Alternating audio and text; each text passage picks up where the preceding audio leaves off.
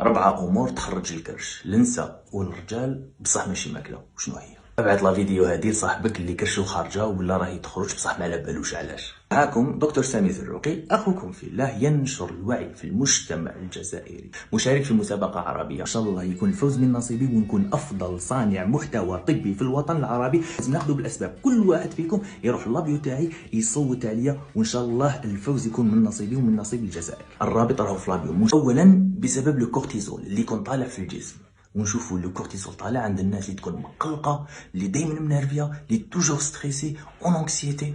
ثانيا بسبب قله النوم. الانسان كي يكون راقد الجسم تاعو راح يخدم كونفينابلومون وراح يحاول انه يحرق الدهون قدر المستطاع. ثالثا قله الحركه. الناس اللي تسوق بزاف، الناس اللي ما تمشيش، اللي ما تجريش، الكرش تاعهم راهي رايحه تخرج.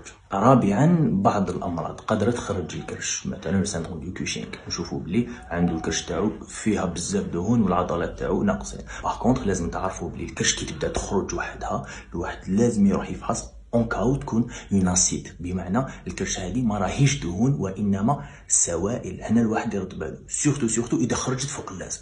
خاصة تانيك الناس اللي كرشهم تبدا تتنفخ وتكون يابسه، هنا لازم الانسان يروح يشوف طبيب. فيه واحد النقطة ماذا بيا تردوا بالكم ليها. الانسان اللي يشربوا مكملات غذائية بزاف كيما لوميغا 3 دايرين في بالهم باللي كي يشربوه راح يشيانوا، نساو باللي هذا عبارة عن دهون، اذا شربوه فوق اللازم راح تخرج لهم الكرش.